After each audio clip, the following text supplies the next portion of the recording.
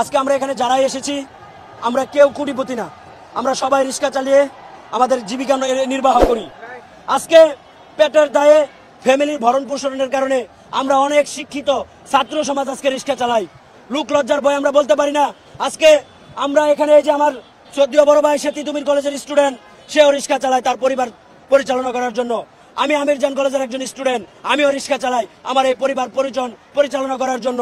দেখেছেন কি হৃদয় বিদারক, আঁখোं में आंसू आ गया। আসে নাই আসু আসে নাই। আচ্ছা এডিটর সাহেব কান্দন তো আসছে না, আপাতত আমার আপনি এনে কান্দা দেন না। হারাম জাদা রিক্সাওয়ালা সাজিছু, তোর রিক্সা তোর পুচ্ছে দিয়ে হান্দাই দিমু। এর নাম আশরাফুল খান। এই যে দেখেন ছাত্রলীগের খিলক্ষেত 43 নাম্বার ওয়ার্ড শাখার সহসভাপতি, যার নাই কোনো গতি সে হয় সহসভাপতি। এইটা সাহেব দেখানোর কাজ কামগুলো দেখান না, ওই যে সহসভাপতি সেটাও দেখান না। ওর আওয়ামী লীগের কাজ কাম ওই যে রিক্সাওয়ালা সাজিছে, কত বড় মিথ্যা কথা কয়। সেনাবাহিনী ওরে ধরেন, আগে রিক্সালি ঘর খায় সিধা করে দেন, আর রিক্সাওয়ালা ভাইরা যাত্রার কথাই নামেন না রাস্তায়।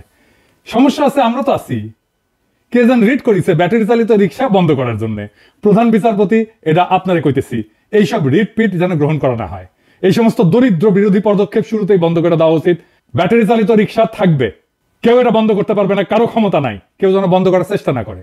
ব্যাটারি চালিত রিক্সা বন্ধ করলে আমি বলে ঢাকা শহরে তো আগুন জ্বালায় দিব, আদালতেও আগুন জ্বালায় দিব।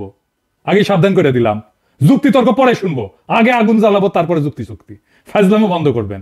এটা যেহেতু আদালত দিয়ে করিচ্ছে সেজন্য আপনাকে কইলাম, আপনাকে রেসপেক্ট করি, আমাদের কথাটা রাখবেন। এটা আপনি না করিয়া যদি প্রফেসর ইউনুস করতো তাহলে প্রফেসর ইউনুস রে কইলাম নি, আপনাকে কইলাম এই সমস্ত ফাজলামি যেন না চলে। যাই হোক, আমার গতকালের এপিসোড নিয়ে আসি। আর নতুন একটা ঘটনা ঘটিছে, নির্বাচন কমিশনার নিয়োগ দিছে। কেঙ্কা হইলেও সে নির্বাচন কমিশন আমাদের আশা আকাঙ্ক্ষা কি পূরণ করবে পারবি আমার ক্ষুদ্র ভ্রাতা আর ভগিনীদের, সেটা প্রশ্ন। আসেন সেটা নিয়ে আলাপ করি। আমার আগের এপিসোডে খলিল ভাই নিয়োগ নিয়ে কইছিলাম, তো আমার দর্শকরা অভূতপূর্বভাবে খলিল ভাইকে অভিনন্দিত করেছে। অনেকেই বলছেন যে আপনার তিনি গুরুজন, আমাদেরও গুরুজন। আবার বলছে কেউ কেউ আপনাকে অনেকদিন পর খুশি দেখা আমাদেরও ভালো লাগিছে। আজকের এপিসোডও দেখেন খুশি লাগে কিনা। আমার দর্শকদের হাসি কান্না সুখ দুঃখের সাথী হয়ে যেতে পারছি, এটা আমার পরম পাওয়া। দুনিয়াতে অল্প মানুষের ভাগ্যে এটা ঘটে। আমি ভাগ্যবান, আপনাদের অকৃত্রিম ভালোবাসায় সিক্ত হয়েছি। দেখেন পরম করুণাময়ের কত দয়া, আমার মতো একজন অকৃতি অধমকেও কম করে কিছু কিন্তু দেন নাই। আমি শুধু একটাই প্রার্থনা করি, আপনাদের এই ভালোবাসার জন্য যোগ্য হয়ে ওঠার শক্তি খোদা তাআলা আমাদের দেন। প্রফেসর ইউনূস আপনিও দেখেন, বাংলাদেশের মানুষ কিন্তু খুব বেশি চায় না, চায় যেন এই সরকার সফল হোক। কিন্তু এই সরকার পণ করিছে ওই সফল হবি না। আমরা তো চাই সারা দেশ উল্লাস করতে, এক একটা উপদেষ্টা নিয়ে গেলে সারা দেশ উল্লাসে ফাইটা পড়বে, আনন্দিত হবে, ভরসা করবে, আশা করবে, দোয়া করবে। কিন্তু তারা পণ করেছে আমাদের উল্লাস করতে দেবে না।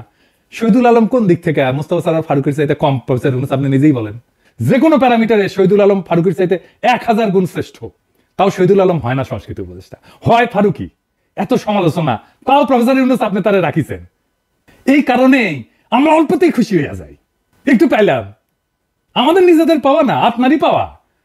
ডক্টর খলিল আপনারই সহকর্মী, আমার গুরুজন কিন্তু আপনার তো সহকর্মী। আমাদের জীবনে আনন্দ আর সুখের উপলক্ষগুলো খুব সামান্য, তাও আশায় বুকবাদী। আর একটা ভালো নিয়োগের খবর জানাই, নতুন আইজিপি হয়েছেন বাহারুল আলম সাহেব। অনেকে অভ্যাসবশত সমালোচনা শুরু করছেন, কিছু না যায় নাই। আসেন ওনার সম্পর্কে কিছু জানেন। গত 5 বছর ধরে উনি ফ্যাসি বিরোধীদের সাথে কাজ করছেন। উনি একজন MBBS doctor, Mymensingh medical college থেকে পাশ করছেন। ম্যাট্রিকে মানে এসএসসিতে ঢাকা বোর্ডের ফার্স্ট হয়েছিলেন। সরকারি চাকরি শেষ হওয়ার পরে আইসিডিডিআরবিতে হসপিটালসে প্রধান হিসেবে কাজ করছেন। গণ অভ্যুত্থান চলাকালে 18 জুলাই থেকে মহাখালী রেল ক্রসিং থেকে সেতু ভবন পর্যন্ত পুরো রাস্তা দিনের পর দিন দখলে রাখছিল যেই ছাত্র শ্রমজীবী সংগ্রামী বীর জনতার তরুণ কিশোরেরা তাদের চিকিৎসার জন্য আইসিডিডিআরবির হাসপাতাল 24 ঘন্টা খোলা রাখছিল কে? বিরামহীনভাবে যারা কাজ করছিল, যারা চিকিৎসা দিছিল এবং লুকায় রাখছিল, সেই সমস্ত স্বাস্থ্যকর্মীর নেতৃত্ব দিছিল কে? বাহার ভাই, আমাদের প্রিয় বাহার ভাই। অভিনন্দন বাহার ভাই, আমাদের শুভকামনা থাকবে আপনার জন্য। ভাঙ্গা পড়া পুলিশ বাহিনী একজন বিপ্লবের সাথীকে তাদের নেতা হিসেবে পাইছে। আমি কনফিডেন্ট পুলিশ বাহিনীর সাথে জনগণের দূরত্ব কমবে। বাহার ভাই আপনি দেখছিলেন কিনা জানি না, আমি পুলিশ পুনর্গঠন নিয়ে 2টা ভিডিও করেছিলাম। দেখতে পারেন, নাও দেখতে পারেন, না দেখলে ক্ষতি নাই। যদি দেখে নেন তাহলে খুশি হব। আপনি দেখবেন পুলিশের কোনো গুণগত পরিবর্তনে আমার কোনো সাহায্য, কোনো পরামর্শ যদি দরকার পড়ে, আপনার এই ছোট ভাই সবসময় থাকবে। আমাদের ভবিষ্যৎ প্রজন্ম যেন আপনার বাহিনী নিয়ে গর্ব করতে পারে। আমার একটা স্বপ্ন আছে বাহার ভাই, পুলিশ নিয়ে। আমেরিকায় নাকি শুনছি যে কোনো মিলিটারি সদস্যকে যদি পাবলিক প্লেসে কেউ পায় জনগণ, তাহলে তাদের খাবার কিনে দেয়, কফি কিনে দেয়, কিছু খাওয়াইতে চায়, সেটা কফি হোক বা অন্য খাবার হোক। তারা এতই পছন্দ করে, এতই ভালোবাসে। বাংলাদেশের পুলিশ এমন হবে, মানুষ ভালোবেসে তাকে চা খাওয়াইতে চাইবে, নাস্তা কিনে দিতে চাইবে। এইটা আপনার হাত দিয়ে গড়ে উঠুক বাহার ভাই। আমাদের সকলের দোয়া থাকবে, শুধু দোয়া না, যেরকম কাজ চান, যেরকম সাহায্য চান, আমি প্রস্তুত থাকবো। আমি খলিল ভাই নিয়োগ নিয়ে উচ্ছ্বাস প্রকাশ করেছিলাম। আপনারা দেখেন উনি জয়েন করে প্রথম দিন কোন কাজটা করলেন, আহত বাচ্চাদের দেখতে গেলেন, কি গভীর মমতায় বাচ্চাদের পাশে গিয়ে বসছেন, দেখছেন? আমি শিওর উনি বাচ্চাদের চিকিৎসার একটা দীর্ঘমেয়াদী সমাধানের জন্য কাজ করবেন। আপনারা দেখবেন উনি সরকারের কাছকে এক অনন্য উচ্চতায় নিয়ে যাবেন। আজ যখন এই এপিসোড বানাচ্ছি তখনই দেখলাম নির্বাচন কমিশন ঘোষিত হয়েছে। এইবার আসেন কেমন হইল এই নির্বাচন কমিশন।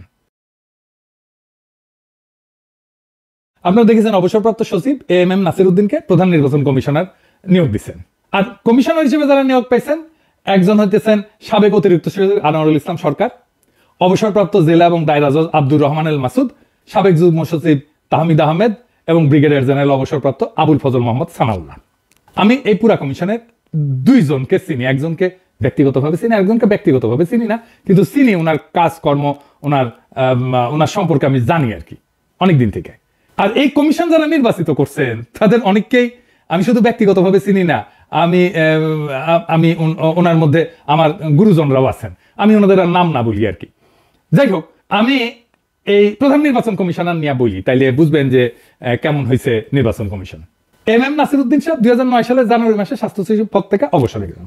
তিনি 1979 সালে বিসিএস ট্যাক্সেশন সার্ভিসের কর্মকর্তা হিসেবে চাকরি জীবন শুরু করছিলেন। তার আগে শিক্ষকতা করেছেন চট্টগ্রাম বিশ্ববিদ্যালয়ের অর্থনীতি বিভাগে। কক্সবাজার জেলার কুতুবদিয়া দ্বীপের এই আদি বাসিন্দা চট্টগ্রাম বিশ্ববিদ্যালয়ে শিক্ষকতা করার সময় সেখানে প্রফেসর ইউনূসের সহকর্মী ছিলেন। শিক্ষকতার পেশা ছেড়ে প্রশাসনে যোগ দেওয়া অর্থনীতি শাস্ত্রে প্রথম শ্রেণীতে উত্তীর্ণ মেধাবী প্রশাসক, বাংলাদেশের তথ্য সচিব, জ্বালানি সচিবের গুরু দায়িত্ব পালন করছেন। সৎ, দক্ষ, যোগ্য এবং সদালাপী এই ব্যক্তি প্রধান নির্বাচন কমিশনারের যে দায়িত্বভার গ্রহণ করছেন, সেই দায়িত্বভার আপনারা বুঝতেই পারতেছেন উনি সফলভাবে পালন করবেন, আমরা এই আশা করতেই পারি। কিন্তু এর বাইরেও আরো কিছু বলার আছে। প্রথম কথা, যে কমিটি এই নির্বাচন কমিশনার নির্বাচন করছে, সেই কমিটিটা সলিড একটা কমিটি ছিল। কিন্তু আমার অনেক শ্রদ্ধাভাজন ব্যক্তিরা ছিলেন, আমি বলছি আগে যে আমার গুরুজন ছিলেন, আমি নাম করতেছি না। ওনারা যাকে প্রধান নির্বাচন কমিশনে নির্বাচিত করছেন ওনার সম্পর্কেই কথা বলি। তার আগে একটা কথা বলে নিই আর কি, আপনি এমন কাউকে কখনোই বন্ধু বানাবেন না নিশ্চয়ই, বা পারিবারিক বন্ধুত্ব করবেন না যার সাথে আপনার চিন্তা, বিশ্বাস, ভ্যালুজ মেলে না, তাই না? করবেন না, তাই না? এটা মাথায় রাখেন এই আলোচনাটা শোনার সময়। নাসির ভাইয়ের প্রসঙ্গ পরে আসি, আমি ওনার ছোট ভাইকে নিয়ে আলাপ শুরু করি। ওনার ছোট ভাই আমার খুবই ঘনিষ্ঠ বন্ধু, সিনিয়র ফ্রেন্ড, আমার ঘনিষ্ঠ বন্ধু। আমার ডাক্তারদের যে বন্ধু বান্ধবদের সার্কেল, তার বেশিরভাগই আমার সিনিয়র আর কি। কক্সবাজারের সকলেই এই পরিবারকে চেনেন। কুতুবি ভাই, উনি ডেন্টিস্ট, অত্যন্ত উচ্ছল বন্ধুবৎসল মানুষ। আমার যে ডাক্তার বন্ধুদের গ্রেটার সার্কেল, আমি জানি না আপনারা চেনেন কিনা, ওই সার্কেলের মধ্যমণি কুতুবি ভাই। আমার ডাক্তার বন্ধুদের গ্রেটার সার্কেল কোনটা সেটা বললে বুঝবেন যে বাংলাদেশের ডাক্তারি পেশার যে মাল আর কি যারা, তারা আর কি, বুঝছেন? তো কে আমি কয়েকজনের নাম বলি, সবার নাম করতেছি না। ধরেন ইউনাইটেডের ডাক্তার মমিনুজ্জামান, তারপরে প্রয়াত professor Ridwanur Rahman, professor F M. Siddiqui, Syed Atikul Haque, চট্টগ্রামের professor Imran bin Yunus, professor M A Faiz DG health ছিলেন। তারপরে এর মধ্যে আমার ইভেন শিক্ষকেরাও ছিলেন যারা মেডিকেল কলেজে আমার শিক্ষকতা করছে, যেমন ধরেন জলিল স্যার, প্রফেসর জলিল, তারপরে প্রফেসর রফিকুদ্দিন, ওনারাও এই সার্কেলের মধ্যে ছিলেন। মানে আমার শিক্ষক আমার বন্ধু হয়ে গেছিলেন। আমাদের বন্ধুরা যখন কক্সবাজার যাইতাম আর কি, তো সমুদ্র সৈকত দেখতে যাইতাম না, কুতুবি ভাইয়ের সাথে সময় কাটাইতে যাইতাম। উনি এমন একটা তীব্র আকর্ষণে আমাদের টানতেন। দেশ ছাড়ার কয়েক মাস আগে নাসির ভাইয়ের সাথে আমার শেষ দেখা চট্টগ্রামে, কুতুবি ভাইয়ের ছেলের বিয়াতে। একটা ছবি পেলাম, তো এই ছবিতে হচ্ছে আমার মুখ দেখা যাচ্ছে না, হাইট দেখে চেনা লাগবি, এই যে শাহবাজের তীর মেলা দেখা দেন না, উনকে করে দেখেন না এনাকোন্ডা। আমি এর মধ্যে আর এক ঘটনা হয়েছে কি, আমার এক ক্ষুদ্র কালের বান্ধবী, ওর বাড়িও জলশীতলায়, আর নাম না কই, ডাক্তার, এখন আমেরিকার থাকে। তো ওর টাইটেল দেখি কুতুবি। তো ওরে কইলাম, আচ্ছা কুতুবি ভাই কি তোমার কেউ লাগে নাকি? তো কইল উনি আবার ভাসুর লাগেন। তো বুঝেন অবস্থা। আমার ওই বান্ধবী কিন্তু আমার মধ্যেই পাগলা আর কি। আর করে ডাক্তারি আমেরিকার, আর বুকের মধ্যে বাংলাদেশ, সারাক্ষণ অস্থির থাকে বাংলাদেশে কি হইলো, কি করতে পারে, কি করা লাগবে। আমি খালি ফোন করে কয়, পিঙ্কু কি করা লাগবি ক আমারে। আমার এই ঘনিষ্ঠ পরিবার থেকে হইছে জন্য আমি শুধু যে খুশি তা না, আমি খুশি এই জন্যে যে খুবই ন্যাশনালিস্ট এবং দেশপ্রেমিক একটা ফ্যামিলি থেকে উনি হইছেন প্রধান নির্বাচন কমিশনার, এবং উনার কমিটমেন্টের ব্যাপারে কোথায় উনার কমিটমেন্ট সেইটা বোঝানোর জন্য আমি এত কিচ্ছা কাহিনী কইলাম, বুঝছাও। এবার আসেন ব্রিগেডিয়ার জেনারেল অবসরপ্রাপ্ত আবুল ফজল মোহাম্মদ সানাউল্লাহরে নিয়ে বলি। উনি কিন্তু আমার পরিচিত না, ওনার সাথে আমার কখনো দেখা হয়নি। উনি সোডা বনার পাইছিলেন, 18 লং করছে, ভেরি ব্রাইট সেনা অফিসার, আর্মি চিফ হওয়ার ম্যাটেরিয়াল উনি, আর উনি ব্রিগেডিয়ারের উপরে উঠতে পারেন নাই। চিন্তা করেন, এটা হইতেছে বাংলাদেশ, বুঝছাও। উনারা ডাম করেছিল পাকিস্তানে বাংলাদেশ এম্বাসি ডিফেন্স অ্যাটাচে করিয়া। আমাদের সাবাই নবগঞ্জের লোক, কিন্তু মানে আরো ইয়ে করে কইলে উনি নাচলের লোক। ওনার যে স্টাফ কোর্স না, ওইটা আমেরিকাতে উনি করছিলেন। খুবই সৎ এবং দেশপ্রেমিক অফিসার হিসাবে ওনার সুনাম আছে। তখন কইবেন যে উনারে এত জানলেন কেমনে? আমার যে বন্ধু বান্ধব আছে না আর্মির মধ্যে, তো ওই আমার বন্ধু বান্ধবদের সাথে একসাথেই উনি থাকেন আর কি। তো আমার বন্ধু বান্ধবদের খুবই ঘনিষ্ঠ আর কি, সেই সূত্রে আমি উনার সম্পর্কে জানি।